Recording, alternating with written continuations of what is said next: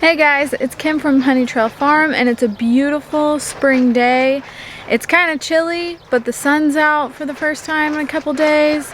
I'm feeling better a little bit. I have been plagued with the stomach flu for longer than I expected to be, you know? But it is what it is. I'm feeling behind. But today we're making good progress because we are going to be planting things today. Really the first plantings of the season besides the high tunnel. Everything in here is looking really good. We've got a couple more days of cold nights and then I think we're off to the races. Today we are going to be planting as much as we possibly can, but definitely potatoes. I bought 100 pounds of seed potatoes that need to go in the ground right now. They really needed to go in the ground about a month ago, but you know, when you're starting new garden plots, it always takes way longer than you think it does because you're at the mercy of Mother Nature, and we had to wait on the ground to be right.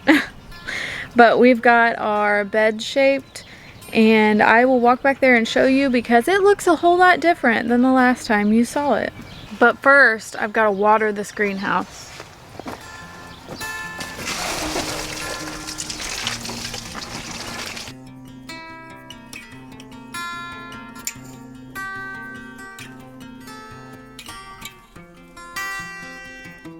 So all the tomatoes in here are actually looking really good. They're growing, they're getting new growth. Some of the ones that I planted, especially the cherries, had really outgrown their welcome in the pots that they were in. And so I was worried about those, but they're putting on nice new growth. Now, these first blossoms that you see, I'm torn because I know that I'm supposed to take them off because they've only been in the ground a couple weeks and I really want to establish a good root system, so I think I'm gonna do it. I'm going to take the first blossoms off. Now the reason that I would do that is because I have a nice long growing season in this tunnel. We're probably gonna have tomatoes from June to October, if not November, if the plants make it that long, which is 2 months longer than I would have in the field, so I'm not worried about production. I do want the plants to be healthy for the long haul, so I think that pulling these first blossoms off while the plants are still really small is probably the best thing to do so that the plant can focus on setting up a good root system, getting really well established before it tries to concentrate on fruit production. So I know it's hard, I know it's sad, but I'm gonna do it.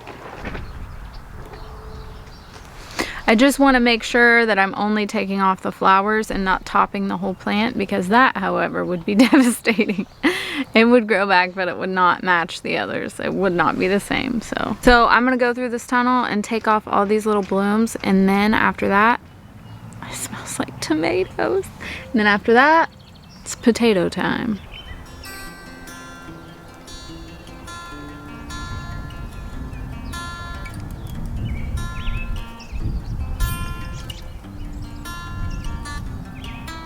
Is that pretty cool or what? Is it terrifying? Yes. That is a lot of ground that we opened up. So I know that I've been harping about no-till, and I am gonna be no-till, but a lot of times to start no-till, you've got to till, which seems counterintuitive, but you've got to have a way to clear the sod and weeds from the ground. And had I started this last summer, I could have tarped this all and I wouldn't have had to till, but I don't have that kind of time right now. I kind of need beds now, which is partially why I'm already behind for the season. I wanted to have my cold weather crops planted weeks ago, but we just weren't ready for that. So we are getting to it now because better late than never, huh? So we have about 100 feet wide and 300 feet long, but it's going to be separated into different plots. Just like you see market gardeners on the internet, I'm kind of copying what they're doing. I'm gonna, because that's all I know how to do is just copy what other people do and hope it works. But I am going to be separating this into different plots so that each year it's a little bit different. But this is a permanent bed system, so we won't be tilling every single year. We won't be starting from scratch every single year. So we have raised beds. We actually bought a implement to go behind our tractor. I'll put the clip in here that I took on my phone.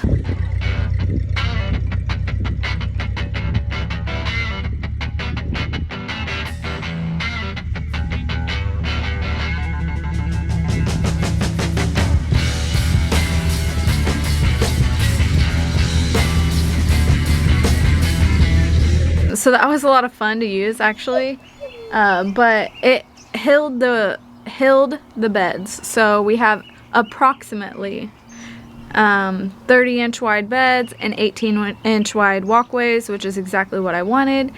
We actually started by shoveling.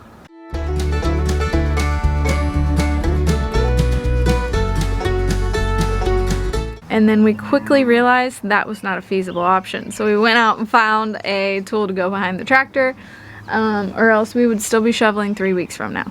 So the mission today is to get plot 1 done, which is potatoes. I have 100 pounds of seed potatoes.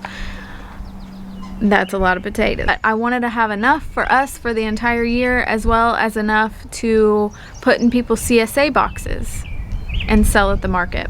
What we need to do first though is go through and kind of even out the beds in the front, pick out the grass clumps, and apply a fresh layer of compost.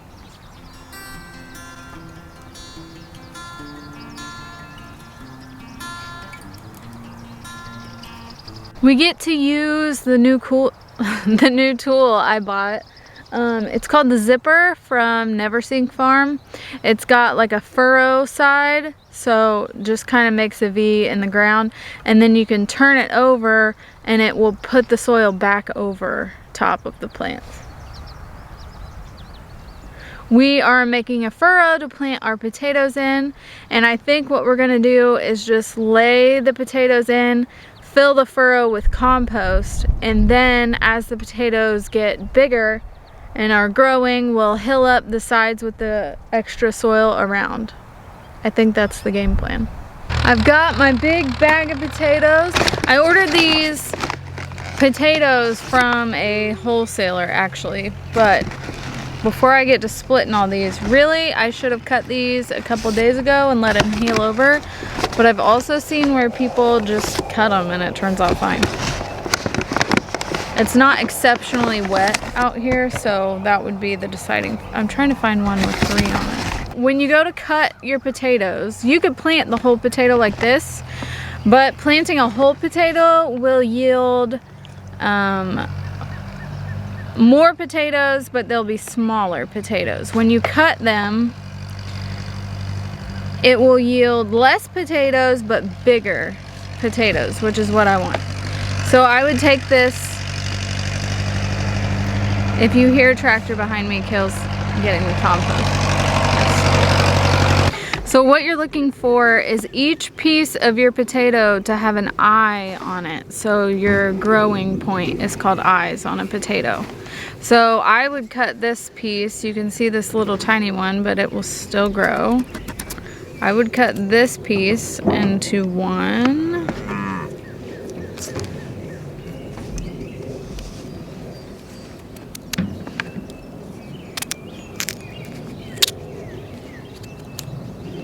2, 3.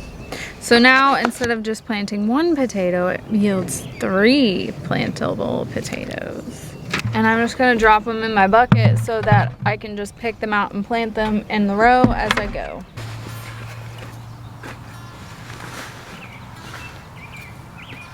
I'm going to plant my pieces of potatoes about 8 to 12 inches apart in one single row down the bed.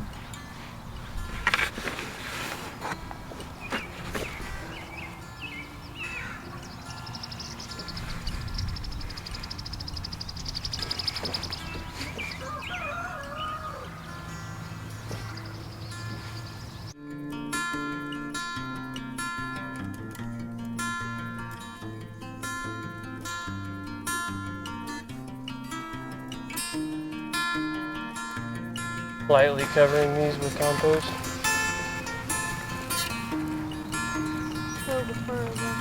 The whole trench.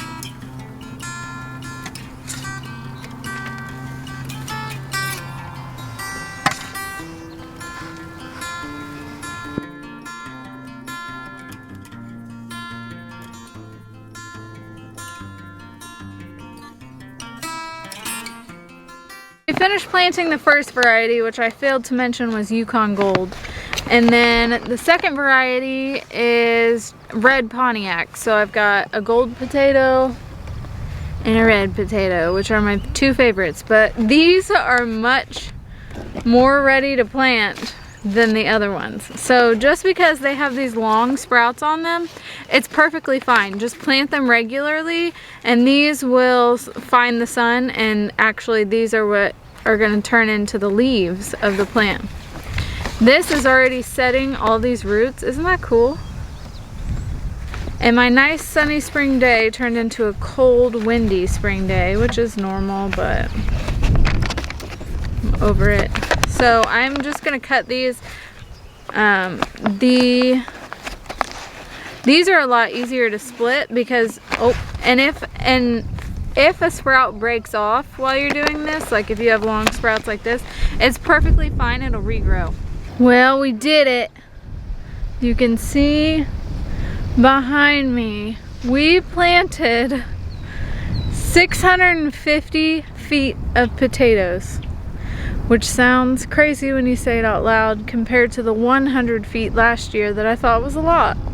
It is not a lot, apparently. But it's so cold that like my hands are moving in slow motion and my lips don't really work. If I sound like I'm slurring, it's because it's so dang cold out here. So I am gonna go back inside and warm up. Actually, that's a lie. I'm not gonna go inside. I'm gonna go cover up the things in the tunnel that I need to cover.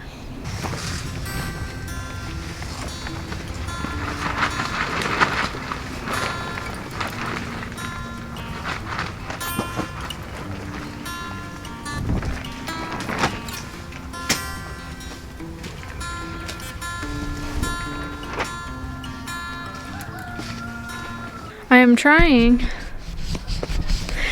to say goodbye, but it's so humid in here from the camera being cold and it being warm in here that my lens is foggy. So it's the time of the season where you do the on and off frost cloth dance. Hopefully these are the last two cold nights. I think we're hovering at 32, 34 for both tonight and tomorrow. And then after that, fingers crossed, we're in the clear and I no longer have to dance with the frost cloth.